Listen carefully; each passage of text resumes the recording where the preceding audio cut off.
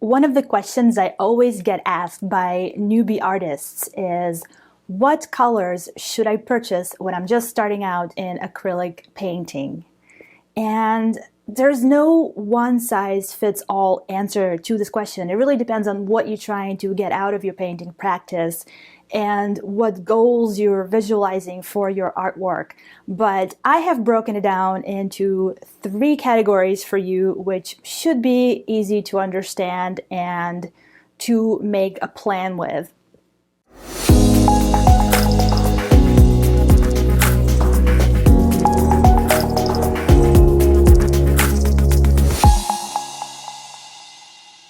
So there are 3 different ways you can approach gathering colors for your acrylic painting when you're just starting out. The first approach is workshop approach. It is when you are taking a class or workshop, let's say it's an online class, and you are shopping for paint to create a piece for that class. In this situation, it's very simple. Just follow the list of colors that are provided by your instructor. So for instance, if you're taking an online acrylic painting workshop from me, I always provide a PDF file with the color names of all the paints you need for the course that you're taking. And you just gather those colors and do the workshop. And then if you decide to add more options to your painting palette, it'll be pretty simple because you will have your basics already gathered. And then you can just add more as you go and as you continue to paint. The next 2 methods of gathering paint colors for your painting practice apply to those of you who are just trying it out on your own without necessarily taking a painting workshop. You just want to see what comes out on your own without a class. So there are 2 different ways you can go about it. One is emotional approach, is what I call it. And emotional approach plays on your imagination. If you are visualizing a painting in your head and you are visualizing dominant colors in this piece, you are using your emotions to project the image that you think you're going to create, which is wonderful. It's actually an approach that I use for my art. I didn't start out painting in acrylics the traditional way. I started out painting just picking out the colors that I like. So emotional approach consists of picking up a couple of dominant colors that you are strongly visualizing to be present in your painting, and then supplementing them with some neutrals, adding a white, and also making sure you have a very dark color in your collection. And you start out with that and you're practicing mixing those colors and creating additional shades and using that semi-limited color palette and just working with it in your one piece and seeing what comes out. And then based on those results, you can add other colors to your painting palette when you move on to your next painting. And the second color gathering method when you're painting on your own, I call rational approach or textbook approach. With this method, you start out with the primary colors, you mix them to create secondary colors, so you kind of follow the color wheel, and then you add to your collection maybe a few of the secondary colors, so you already have them at your disposal, so you don't have to constantly create them, and maybe a couple of neutrals, and you add a white, and you add one of the very dark shades or black, just to ensure that you have a variety of different value in your palette. I know these 2 methods of gathering paint probably sound a little bit confusing to you when I'm just talking about them, so let's go ahead and check out how they look on the painting palette and what they actually represent. So here's how emotional color gathering approach works in practice. Let's say you are visualizing a painting with a combination of beautiful colors that are turquoise and orange. So here's the turquoise, and here's some orange. So we have these 2 gorgeous colors, but that is way too limited, right? So I always recommend adding white and have white at your disposal with any painting that you are doing, because white is your tinting color. Tinting means it makes your colors lighter. In addition to these two, I would throw in a neutral. So neutrals can be colors that are slightly muddy, like grays, browns, and any variations of those types of colors. Maybe something like purplish gray, that's a neutral. So anything that is earth toned is considered to be neutral. And this one in particular is called Raw Sienna. It's one of my favorites. I use it a lot because it mixes really well with a lot of different colors on the palette. So it works on its own pretty well, but it also works really well as a mixing color. So let's see what happens when we create variations between these four colors. Obviously, when you are tinting something, it just becomes lighter and cooler. So this is light orange. Here, I just want to make a pure light turquoise. So here we are. Pretty. Now I'm going to make light raw sienna. So I'm just taking a little bit of white here, placing it in here. Very nice. So this is straightforward. So how about creating other tones between these three? So we can marry these two together, see what happens. So here's a beautiful tone. It's greenish. Here's another color option for you for your painting. And let's make it lighter. So this is a light earthy green. And how about these two? So here's another beautiful shade. And finally, let's make a new neutral between these guys. Do it right here. And this is what it looks like when it is tinted. So pretty. So now what is this palette missing? I would say it is missing a dark tone because all these colors are medium to light value. So let's think about what dark tone I want to throw in here. Maybe something like dark blue. So here's some dark blue. This is a sort of a muted dark blue, and let's see how we can mix it in. So by itself, it's very pretty. It can be used for shadows, for outlines, and it makes more earth tones when mixed with all the other colors. If you think of these as a variety of different earth tones, instead of thinking of them as mud, you can come up with a lot of different cool combinations here. Orange and indigo. So when you lighten it up, it creates a gray. This is a nice gray. So this is a paint palette based on just 5 colors. And look at all these options that you can create just by experimenting and mixing colors with one another and just playing around and seeing what comes out. So this is how you take an emotional approach and convert it to a painting. So then you have this limited palette.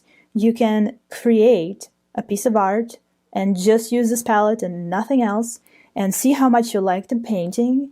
And when you are ready to move on to your second piece, you can add colors that you may like to buy. For example, you can always add a very bright red.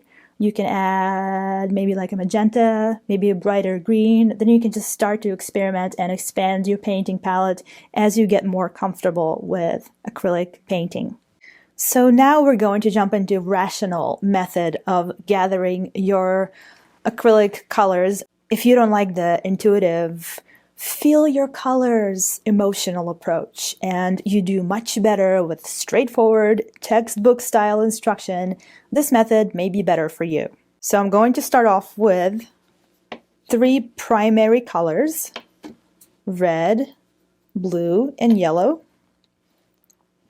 And it really doesn't matter which red and which blue you choose. You can choose the colors of your liking. Just try to stick with more or less pure red and more or less pure blue, and bright pure yellow. And I decided to go with a darker blue tone just because I like having a darker value option in my paint selection. So I'm going with dark blue, which happens to be phthalo blue in this case. But you are welcome to experiment and buy any blue that you like. And with my yellow, I have just called yellow light. This one is red medium. They both happen to be cadmium free. You can buy a cadmium color. It doesn't really matter as long as you have red, blue, and yellow. And I'm taking the color wheel approach. I'm going to position them where they usually lay on the color wheel. So this is the guide that I have. You can pull up a color wheel anywhere online. You can buy one online. These are easy to find. And if you happen to have a color wheel in front of you, on paper or digitally displayed, please remember that this is just a guide. It is not how your colors will look, because a guide has a suggestion of what color comes out when, for example, red and blue are mixed. So according to this, these two make a violet, and it looks like a really bright, really beautiful, pure violet. This may not be the case in reality when you actually go to mix your colors. So please don't rely on the color wheel as a solution for knowing what your colors will look like. You have to actually start experimenting and start playing around and mixing the colors that you have at your disposal and learning how they interact with one another. A little bit of blue, red, and yellow. This is pretty too. And now we can have fun mixing them and seeing what comes out. Okay, so from blue and yellow, I'm going to try to make green. And green is going to be a secondary color. So a little bit of this. Blue usually has pretty strong pigment. So I usually need more yellow. Well, this is some nice green we have over here. It's pretty vivid. Cool, so now we have 4 different colors already. Now, how about making an orange? Make sure you wash your brush out completely because you don't want to dirty up that orange with any blue that you just had on your brush.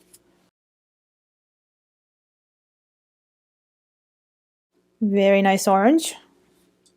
And now we're gonna make purple. Cleaning out my brush again. A little bit of this. A little bit of this. Let's see what kind of purple we get from this. Okay, so this purple is not the best. It looks more brown to me than purple. If this was a cooler red, it would make a nicer purple. Maybe add more blue to it. But look at how much we've expanded our color palette already. In addition to the 3 colors we started with, I am always going to also buy a white. Let's put white maybe right over here. And white is a tinting color. A lot of these colors evolve when you make them lighter. Let's try this with a purple. Could still use more red here. So this is what we have. Still, I would say a dirty purple. It works actually better as a dark, much more neutral than you would expect it to be.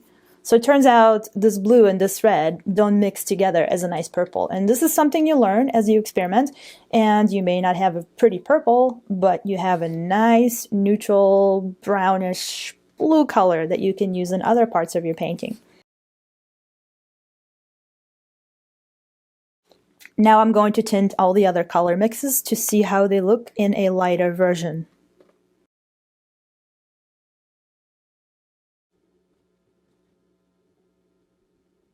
The green and orange are not too bad. Very vivid. I'm enjoying what I'm seeing. So now we have primary colors and we have secondary colors, and we can try to make a few more mixes between these two. So this one is supposed to be red violet. It's okay. It's a darker red. It's not too bad. Still a little dirty. And this one is going to be blue violet. And then we have blue green. Pretty. And yellow green. Now yellow orange. And red orange. Not much orange left here, but you get the idea. So here's our color wheel palette. I would say it worked out pretty well. But as you can see from this image, the colors don't necessarily match. And this is why this is just a suggestion. You have to do your own experimentation. And even if you don't like intuitive painting where you go by your feeling, once you have some experience in mixing colors and you will be able to predict better how the colors will mix with one another, you will understand which colors to select for your future paintings, and the process of trial and error will help you evolve as you continue to paint. But let's go back to the basics here. So here I have 4 colors so far. We have red, blue, yellow, and white. Here's the white. So this is 4.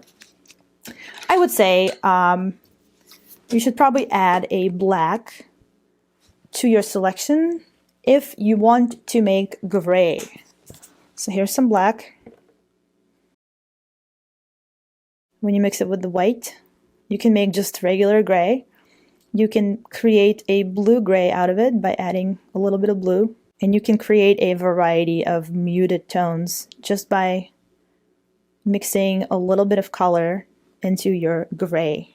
So now if you're counting, we have 5 colors in our collection. The 3 primary colors, a white and a black. What else should you add to your color palette when you're just starting out with a painting? I personally would add a neutral, raw sienna. Yes, if you choose to, you can mix it out of these colors. Actually, it wouldn't be too hard to mix it. I just don't like to constantly mix it to have it available on my palette, and I use this tone a lot. And if you were to continue mixing these colors with one another, you would have a lot more different options, and this one mixes really well with the blues and mixes really well with violets. Of course, it works well with white. Even with green, it makes sort of an army green tone, so it has a lot of different options. In addition to raw sienna, I'm going to add a secondary color which didn't quite work out so well in our mixing. So I'm just going to get it straight out of the tube, and it is a purple, a real purple this time. And I know it looks really dark right now. You can't really see the color in it, but let's add some white and so we can show you how it looks. Ooh, here it is. Now this is a purple. None of that dirty blue-brown stuff. And this is why I like to have a purple or violet out of the tube. It just takes too much work to mix it up. So if you see yourself using a lot of this type of color in your painting, just go ahead and buy it. You don't have to go through the process of always having to mix it. It's just too much work. Okay, so this is my purple. See how nice it is? With raw sienna. Works really well. Makes another nice neutral. Okay, so maybe we can add 1 or 2 more colors to this whole selection. This is a really nice starter to get you going on your painting. So the last way to round out our color palette here is to add what I call guilty pleasure colors, or they can be practical colors that you see yourself using a lot that are not visible in this color palette. So for example, I do like using magenta, and I know that from these 2 colors, the red and the blue, since we had a really muddy purple, magenta isn't going to work out so well either. So I'm just going to buy myself a separate tube of magenta, and here it is. It's just a color that I enjoy, and it works really well as a tinted version also. It just turns to pink. So this is my one guilty pleasure color. And my last guilty pleasure color is going to be turquoise. And turquoise, I really like this brand, Chroma's Josonia, and the color is called Colony Blue. I use it a lot. And it is not a vivid, crazy bright turquoise, because yes, you can mix your turquoise shade from green and blue. It just takes more time to mix it. But this one is a little bit more muted, and I just really enjoy using it. So I'll just put it right here. It pairs really well with orange and red. And of course, it's also a very good mixing color. It's really calm. I'm gonna lighten it up with white just for fun. And that's it. This is the starter palette that I like for a textbook approach. So from here, you have many options to expand, but this is a good starter set. Primary colors, black and white, some secondary colors, and what I call guilty pleasure colors. So let's summarize what we have here.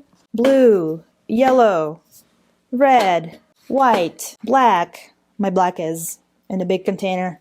Purple, raw sienna, magenta, and muted turquoise.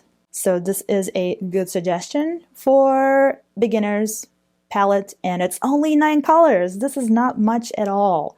And remember, the most important thing is don't overthink this. Don't spend too much time trying to decide which blue should I get. Oh my god, this purple isn't bright enough. Just get the colors. Go to an art store, get the colors, just get started, and you can make adjustments later as you go. Have a great time with this. The sooner you get going, the faster you will start to understand how your colors interact with one another and how they affect your painting. And then you'll be able to make your painting more and more beautiful by doing all this fun experimentation and all the mixing and playing around with different shades, and then you can figure out what else you need to continue with your painting hobby.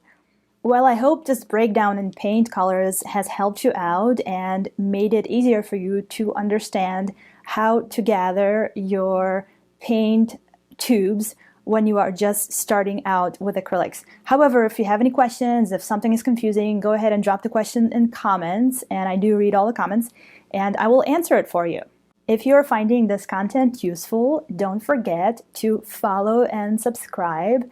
You can also come hang out with me on social media, Facebook and Instagram, and check out my online acrylic painting workshops where we go in depth on the methods and step-by-step instructions with how to create some of your first acrylic painting pieces.